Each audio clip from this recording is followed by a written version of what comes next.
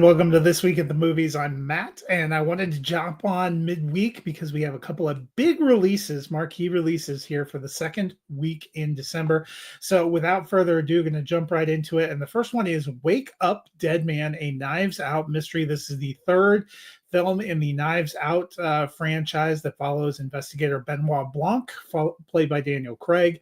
This one drops on Netflix starting Friday, December 12th. Again, written and directed by Rian Johnson. This one, a whole new mystery, a whole new cast led by Josh O'Connor, who plays a former boxer turned young priest. He's assigned to an older priest played by Josh Brolin in kind of a dying venue. They're assisted by a nun played by Glenn Close and a groundskeeper played by Thomas Hayden Church. There's a small cadre of dedicated attendees that include Daryl McCormick, Kaylee Spaney, Kerry Washington, Andrew Scott, Jeremy Renner. And when the senior priest turns up dead, it becomes an all-out mystery that draws Benoit Blanc to assist the local police chief played by Mila Kunis. Look, if you have enjoyed these Knives Out movies in the past, you are really going to enjoy this third Knives Out film.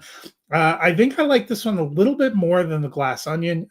In the intermediate time, we've seen Rian Johnson diving into TV. He had this series Poker Face that often started with a long introduction from the point of view of the kind of guest star of the week before you brought in your familiar face as the investigator, in that case, Charlie Cale, played by Natasha Lyonne, and then kind of picked up from there. I felt some of the vibes and some of the style vibes with this third installment. I really like Josh O'Connor. He kind of carries things, kind of a focal role here, but it is a great cast.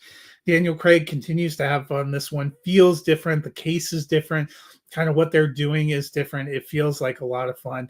And I am giving this one a big thumbs up. This is one of my favorite movies of the year. One of my favorite franchises, Knives Out, a personal top 25 film for me. So I was really excited that they were making another one. And, you know, honestly, if Rian Johnson wants to just keep making these every few years for Netflix, you know, for the next 20 years, I'm going to be pumped as long as Daniel Craig wants to do it. They have found really creative ways to just have different cases and get things involved. So if you've been waiting for Wake Up Dead Man, a Knives Out mystery like I have, this one does not disappoint.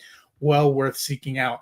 If you want to go to theaters, though, we have another filmmaker who has not made a feature film since 2010, and that is James L. Brooks, the decorated director who has made such classics as Terms of Endearment and Broadcast News. He did As Good as It Gets in the 90s.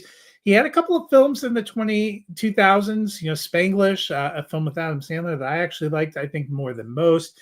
The last thing was How Do You Know? And that was in 2010. It's been 15 years. He is back with Ella McKay. Emma Mackey plays the titular Ella McKay here. We meet her kind of as she's in high school at first. Her parents going through a scandal thanks to her father, played by Woody Harrelson, who's a little bit of a cad. Her parents end up having to move because of this, but she wants to stay rooted in her home state. So she ends up living with her aunt, played by Jamie Lee Curtis.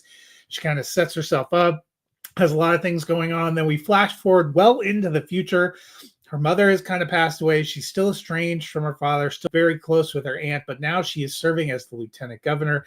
The great Albert Brooks plays the governor, Governor Bill. And as we launch into this story, he is given an opportunity to get a new position that takes him out. And so that is going to vault Ella McKay into the position of governor. And she's dealing with all these personal things going on. Her strange father shows up wanting to reconcile, needing to reconcile. She's got some drama with her husband, played by Jack Loudon, and with her brother, played by Spike Fern, who has his own issues. There is a great cast here. Camille Nanjiani's in here. Ayo Dibri is in here as well, as all of the people that I had mentioned. Rebecca Hall plays her mother.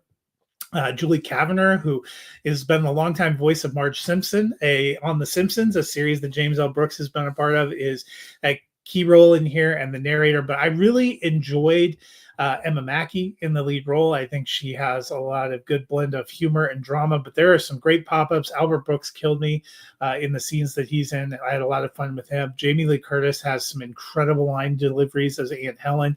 ends up being a lot of fun. I'm giving this one a thumbs up. I had a lot of fun with this movie.